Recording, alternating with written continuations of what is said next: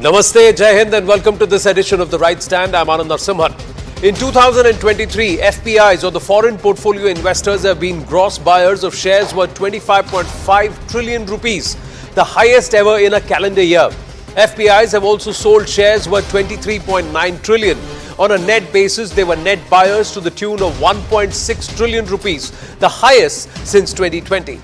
Nearly 7,600 farmer producer organizations have been registered in India till November 30th this year. Almost 75% of the government's target to form and promote 10,000 such organizations across the country by 2024. In 2020, the Modi Sarkar had launched a scheme that aims at enabling farmers to enhance their bargaining power, leverage economies of scale, reduce the cost of production and increase farmers' incomes. The target is to form and promote 10,000 FPOs by 2024. The Indian Navy's latest stealth-guided missile destroyer INS Imphal, the first warship named after a city from the northeast, has been commissioned in the presence of the Defence Minister Rajnath Singh. The Raksha Mantri has said that INS Imphal will bolster our principle of Jalmeva Yasya Balameva Tasya, which means one who controls the sea is all-powerful in the Indo-Pacific region. Raksha Mantri has also said that Bharat's growing power has filled some forces with jealousy and hatred, and he added that the perpetrators of attacks on the merchant vessels Kempluto and Sai Baba will soon be brought to justice. We will not spare them, is what the Raksha Mantri has said. Also, ladies and gentlemen, after being declared the most popular world leader by the Morning Consult with an approval rating of 76% in early December, the year-ender just got better for Prime Minister Narendra Modi. Prime Minister Narendra Modi is not Ghisa Pita as some members of the INDI alliance have tried to term him. His YouTube channel has reached 20 million, that is 2 crore subscribers, ladies and gentlemen. And this is a first for any world leader. With 4.5 billion video views, the Narendra Modi channel leads the pack in terms of subscribers, video views and quality of videos being posted by political leaders on YouTube. Let's try and break this down a little further. Narendra Modi's YouTube channel, both in terms of views and subscribers, has far surpassed the YouTube channels of his Indian and global contemporaries. PM Narendra Modi has a total of 20 million followers with more than 4.5 billion views. Jair Bolsonaro has 6.44 million followers. Volodymyr Zelensky 1.1 million. Erdogan has 419k, Emmanuel Macron 316k, Justin Trudeau 69.6k, Joe Biden at 794k. This is the total comparison if you were to see, and he towers over all of them with 20 million followers and with more than 4.5 billion views. All their views put together do not come close to PM Narendra Modi's views itself. That's how it looks like, ladies and gentlemen, for PM Narendra Modi, the tallest in terms of following too, not just approvals, in terms of following too. Meanwhile, video views recorded by PM Modi's YouTube channel and its subscribers are way ahead of other Indian political leaders and parties. Have a look at this. PM Narendra Modi, 63 lakh. Rahul Gandhi, 22.5 lakh. Subscribers gained in 2023 itself. And PM Narendra Modi's YouTube channel also has 4 times more views in 2023 alone compared to the YouTube channels of Rahul Gandhi, the Indian National Congress, the Aam Aadmi Party. In fact, the views of the 3 channels put together don't equal the views of PM Narendra Modi's YouTube channel this year.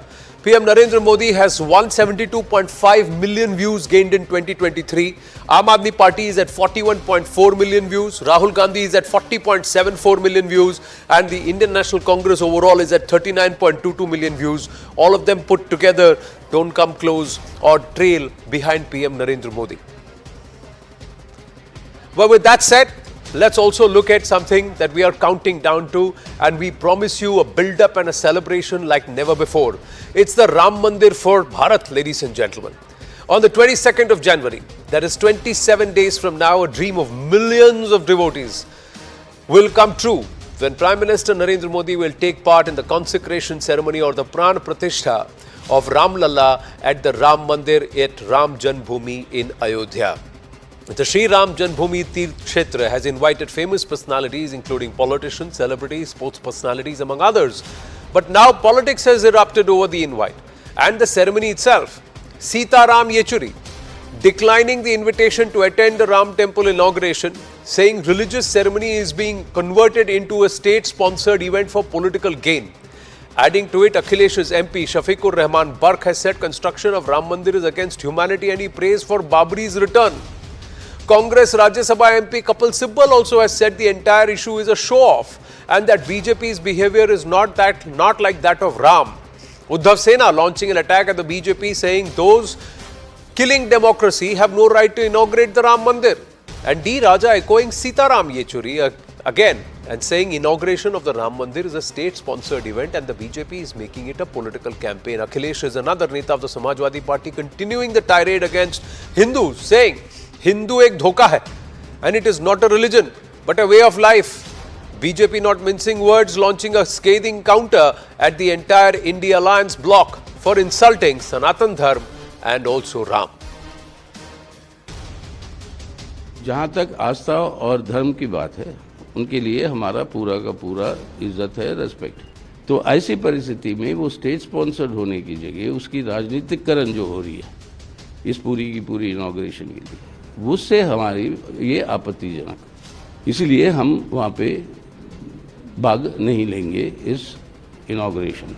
अब हमसे उन्होंने पूरी ताकत से उस पर कब्जा कर लिया, तो ठीक है वो कर रहे हैं, पर हमारे तो शिरकत की आप बात कर रहे हैं। सिवाय उस दिन अल्लाह से दुआ करेंगे बस इस बात की कि अल्लाह ताला के इस बाबरी मस्जिद जो हमसे छीन ली गई है वो हमें वापस दे दी जाए। हिंदू एक धोखा है और वैसे भी 1995 माननीय सर्वोच्च न्यायालय ने अपने आदेश में कहा था हिंदू कोई धर्म नहीं, ये लोगों के जीवन जीने की एक शैली है। यही नहीं, जो सबसे बड़े धर्म के ठेकेदार बनते हैं, आरएसएस के प्रमुख मोहन भागवत जी ने भी कहा है, एक नहीं दो बार कहा, हिंदू धर्म नाम का कोई धर्म नहीं है बल्कि लोगों के जीवन जीने की एक कला। Hello motto.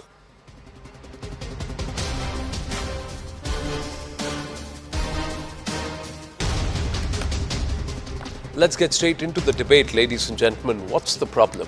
Why this issue? Who's the dhoka or who's giving dhoka to Hindus? Ram Mandir politics, who's doing dhoka with Hindus? Siddharth Yadav, spokesperson of the BJP, Anand Ranganathan, author, scientist and also political commentator, Tariq Khan, spokesperson of the Samajwadi Party, and America E.V. Narayanan, Congress leader. Namaste and Jai Hind to everybody. Thank you very, very much. Where is the problem? Let's take the bull by the horns. Tariq Khan ji, तकलीफ कहाँ है? नहीं, कोई तकलीफ नहीं है. There is no problem, and who will get invitation by the committee or by the Lord Rama will go there. And if it's something very personal, and if invitation being given to Akhilesh ji, and it's him to decide either he will attend the occasion or not. It's something very personal, and it should not be politicized, as the invitation is being backed by the BJP, that whom to be invited and whom not to be invited. It's being Lord Rama. His Lord Rama is for everyone. It's not being a patent for any type of party like BJP or some other or RSS. They cannot say that Lord Rama is something patent to them. And moreover, like we have already said that whatever being said by Maurya ji is his personal statement, and there has been a lot many rows of personal statements given by political leaders regarding religion. One thing, on the one hand you say it's a personal statement, on the other hand every time he makes such statements inane, bordering on inane and perhaps the macabre, he actually gets promoted. You actually lift him up and put him further up on a pedestal. I just have listened something that he also quoted Mohan Bhagwat. What he said means somebody should explain that what Mohan Bhagwat said about Hinduism, and that would be if he is asking any type of question, somebody should be there, like somebody from RSS or BJP. Because being Hindu or the way of the Hindu is a way of life, how is Hindu dhoka? These things must be questioned by the people who are you should also question, experts of religion. You should also I'm question. not an expert of religion. You're not I'm an expert of religion, but you are religion. expert of political sentiment. You are I'm expert of political I'm sentiment. a political expert. Yeah. You can ask me any type of question. Correct. So you would have also any type understand of that you stand. are not in public service. You are in public service as part of Samajwadi Party, not for any particular community, right? So A religion cannot become a dhokha. What I can understand, a religion cannot become a dhokha. It's a belief everybody have and democratic right everybody have. How is a way of life is a dhokha? According to their right. Whether it be faith, whether be it whether be it a way of life, however you would want to look at it, how is it a dhokha? And how is somebody calling it a dhokha not being censored by the party? In the previous times also he has said something. But I'll park that question there. Let's go across to Siddharth Yadav of the BJP and ask him. राजनीतिकरण हो रहा है, आस्था का राजनीतिकरण कर रहे हैं आप, Siddharth Yadav. That's the aspect.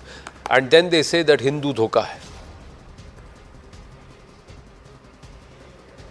No, I think, Anand, few people who don't want to understand and who understand everything but would never show that they understand. You can never make them understand. There is nothing that you can do for them to understand what the reality is, because probably for them politics is way above than anything in this country. They are just addressing their political concerns and nothing else. Hindu is a way of life. It is the way of life for more than 100 crore people in our country, for millions, crores of people living abroad. And now the inauguration of Ram Mandir is bringing back all the joys. It's bringing back the 400 years of wait for the recollection of all such happiness that was awaited for so many years. The entire community and the entire people who follow the Hindu religion are happy like anything, but still you can never have the 100%. And the remaining 1% is the Samajwadi, is the communist, is the TMC, because they just can't address their political concerns with this. We were fighting for this, and when I say we, I just not include BJP. The Hindus, the people of this land, the people of our country were fighting for this for 400 years. We have been long enslaved by foreign forces. Now the inauguration of Ram Mandir is nothing but a symbol of our awakening, a symbol of our independence. The allegation is nobody has a problem with the Ram Mandir temple inauguration or the Pran Pratishtha or a temple for Ram Lalla. It is Janmbhumi. Even those naysayers today are saying we are happy with the temple, but the BJP is politicizing this. America in Narayanan, his name is Sita Ram, but he believes he will not attend the consecration. Okay, first thing is, I am happy. I first say Sri Rama Jayam. Now, second thing is it being politicized? The answer is clearly yes, because the whole thing is done by a trust, not by the government of India or BJP. Having said that, is it being politicized? Yes, because they did not initially call the person who made this thing happen, even from a BJP leader like Advani. I didn't say that. Hindu Mahasabha says that. It's not my view. Second thing, they did not call, see, in any temple consecration, it is the temple priest who will carry and do all the things. Whereas I'm happy to see my Prime Minister having a Vibhuti or Thiruman. That's okay. But should he be doing this thing is the real question that the people of this country who are believing in God and religious sanctity are asking. I'm not asking that. Third is that I think all the dignitaries should be invited, and I think Congress should go, because the sentiment, this is, if anything, who has to be really congratulated for having this happening. I salute to our own state, Mr. Parasara.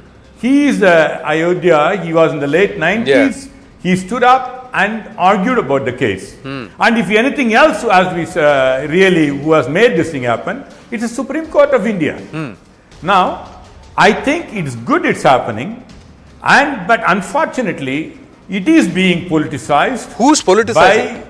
For the election, Who's politicizing it? Well, our Prime Minister is good at it. My Prime Minister is good at politicizing everything. Yeah. And he's doing it well. So I mean, why do you believe temple consecration? If temple consecration is going to have political benefits, then the Congress, the left and all the other India Alliance parties should be the first saying that we demand front row. We want to be part of the entire Pran Pratishtha because you also want votes during election, don't you? I believe Congress will participate in it, number one. Number two, the perception, I have consistently said, I think secularism is not one religion versus other or irreligious, but all the religion. Congress believes in all the religion, and hence I think they will. Yeah, but my point is, sir, you are a learned person. You are a learned person. For you to debase secularism like this is a little unfortunate. The word secular is supposed to keep the church and the state separate. You are saying it includes all religions. That's the level to which this word has been debased in our lexicon. And the way it is being used. The way it is being used. Anand, you can define it. No, you can't define it. Why? You have to define it the way it is defined. No, sir, you have to define it the way you want. It is defined in the dictionary. You can't decide that you will define it the way you want it, sir. It's not respectfully, sir, it is not. I'll answer your question. Respectfully, sir. Give me 30 seconds. Respectfully, sir, give me 30 seconds, please. Respectfully, it is not possible. Please wait for 30 seconds. I'll swing back to you. I'll swing back to you. None other than Republican President Reagan, who said that the division of church and state does not mean irreligious. Please understand that. Correct. And you are quoting a president who swears by the Bible. President of United States. And then parrots secularism. You are quoting a president who swears on the Bible and then is parroting secularism. Sir, I would rather quote my own Prime Minister who swears on the Constitution when we are holding to the coattails of a word which has been forcibly inserted into our preamble against the wishes of our very founding fathers. But we are digressing. So let's come back on track. I admire your wisdom, but point is, if you try and justify a slip, you continue slipping further. So better to just move on and shift focus. No, sir, it is very, very convenient to me because you are slipping down that rabbit hole. I'll lead you further down, but I don't want to do that. That's not the subject matter of the debate. That's why I'm getting back my focus. Dr. Anand Ranganathan, who's politicizing this? Is Hinduism a dhoka? Is being a Hindu dhoka, sir? Good evening, Anand, and good evening to my fellow panelists. The consecration, Anand, is a month away, and already we've had divine intervention in the communists like Sitaram Yechuri promising to stay away. I mean, these guys should be as far away from Ayodhya as Sri Lanka is. Remember, these are the people whose hearts beat for Chinese civilization, not Indian civilization. They demoted one of their tallest leaders just because he arranged for blood donation camps during the Indo-China War. These are the only party that publicly hailed the Tiananmen massacre, Tiananmen Square massacre there, where 10,000 people were mercilessly murdered. And now they are completely silent as China interns 1 million Uyghur Muslims and feeds them pork and demolishes 1,700 mosques and changes it.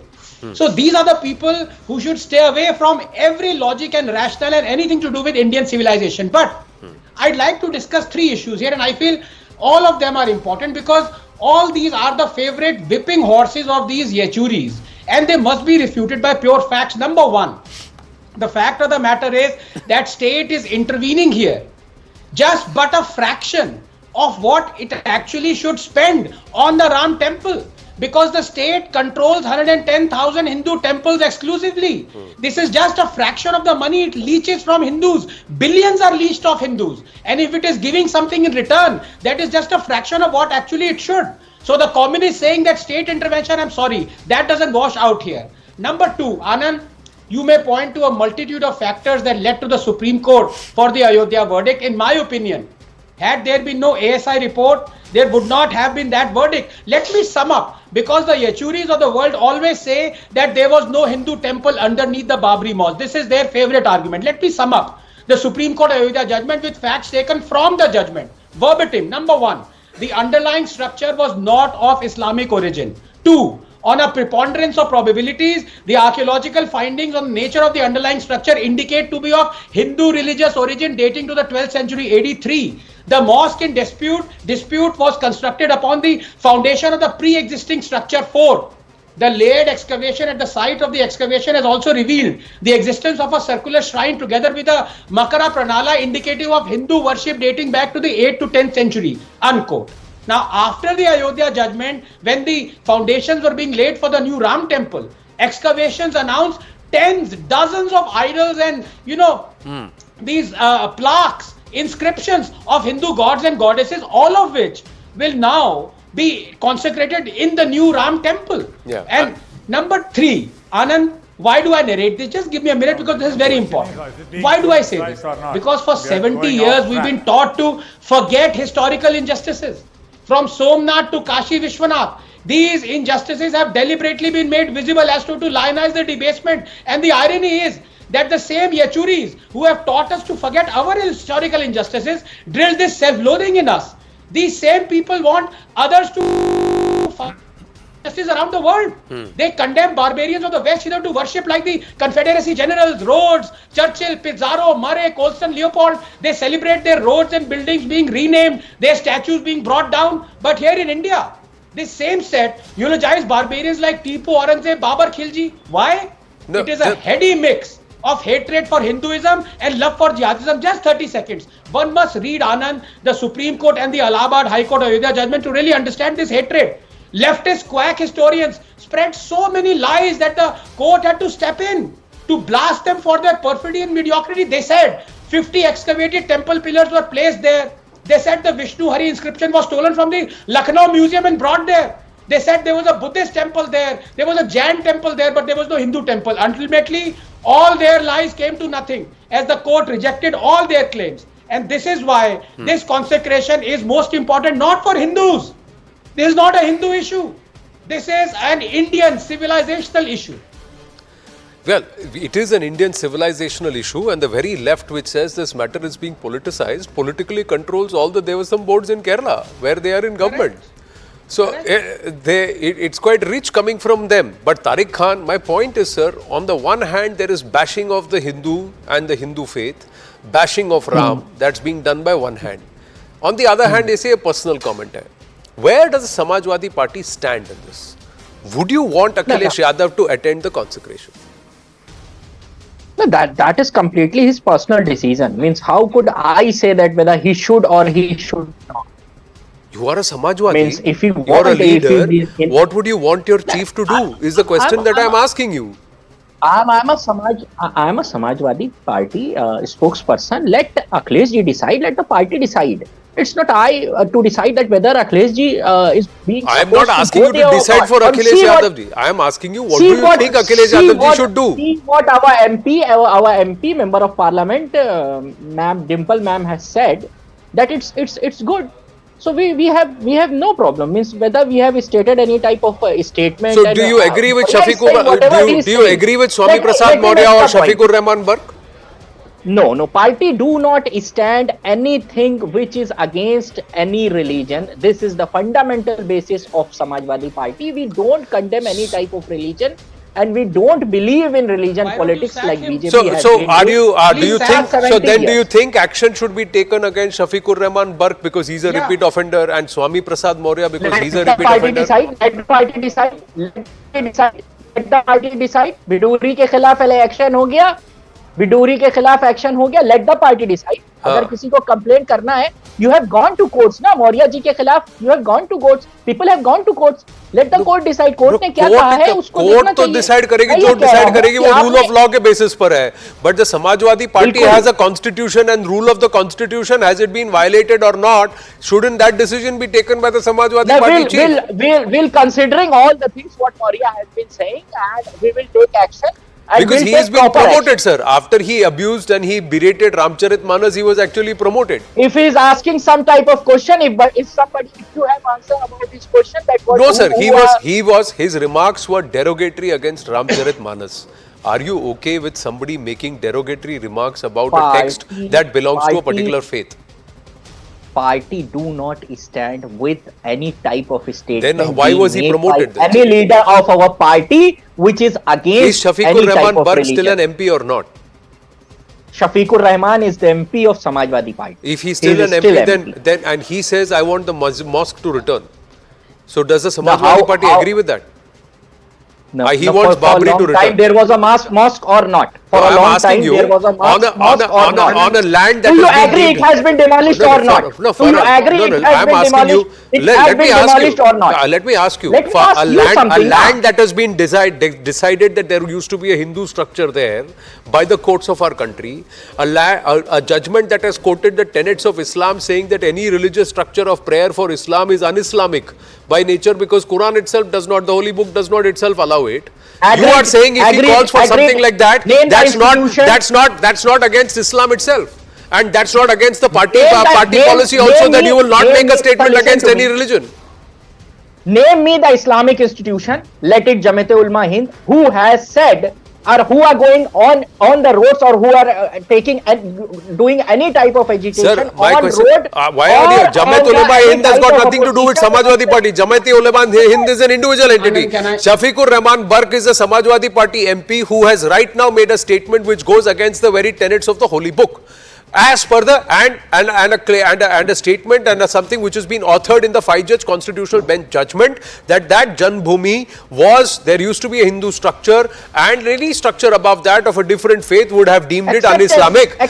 Deemed it un-Islamic. So my point is, sir, if he says that he wants the mosque to return at the very same spot, is he not making a statement which is against the tenets of Islam? Secondly, is it not against the sentiment of all the Hindu brothers and sisters who are also part of his constituency where he is an MP of, along with them being residents of Bharat?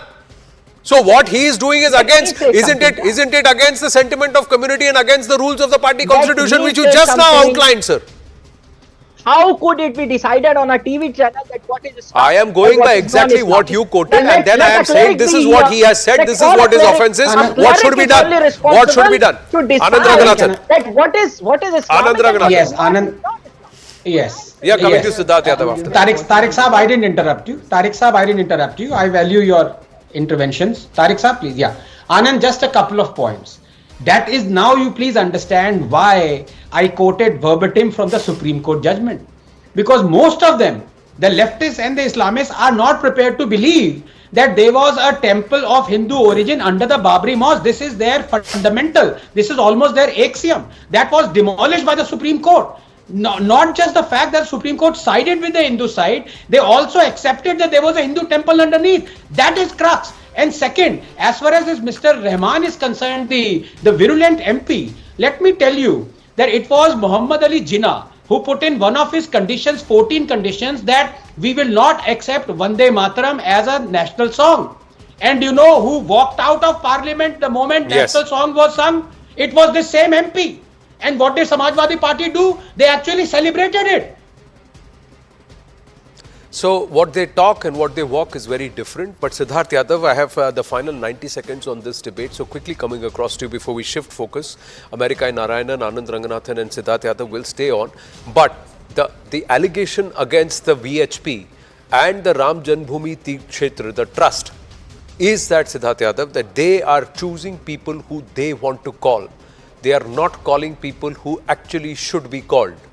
Those who gave their life and toil and blood over the last 500 years, their descendants, those litigants, those groups have been ignored.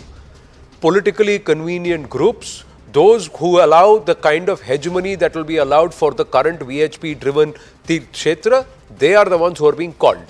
Please answer this.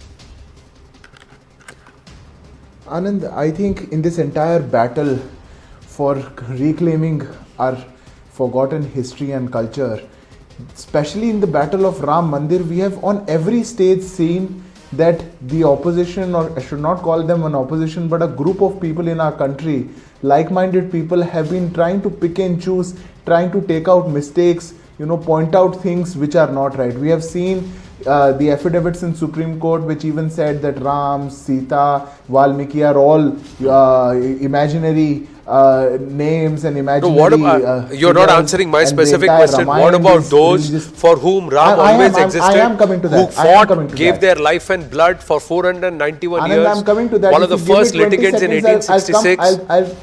Have those been forgotten? Anand, I'll just. Will those Karsevak families whose family was shot dead brazenly, brutally on the 5th of December 1991, will they be allowed the front rows? Or will those front rows be allocated to those who now currently are perhaps the A-listers, perceivedly? No, Anand, I'll come to that right on point. We have seen that in the Supreme Court. We have also seen when the Bhumi Pujan was happening, Saket Gokhale, one of the very close aides of Rahul Gandhi, who went and said that this should be stopped for the COVID protocols. He filed a PIL. He did not let that happen. Now when it's finally happening, you can't, this group of people, they just can't let it happen normally. They just can't let it happen that finally after so many years of struggle, 400, 500 years, finally something is happening, something of joy is happening. They would want to bring out things, they would want to point out to reasons which are imaginary, which do not exist. The current trust is going to respect each and every person who has contributed to this. But they are not, if they are not respecting people who have always stood on the other side, it can, it can be a very pinching thing to them, but it doesn't matter. It is for the pride of all of us that finally it is happening, and the people who have always opposed it, they are going to get what they have done for so many years. If you believe this is a matter of astha and it is a civilizational movement, then those who are perhaps formed the roots and the crux and the backbone of this movement right through the 1800s, into the 1900s, into post-independence and into the litigation, they should be accorded the front rows and the front benches, not the perceived so-called A-listers who would make great photographs on Instagram and social media and who will popularly trend Ram Mandir for you.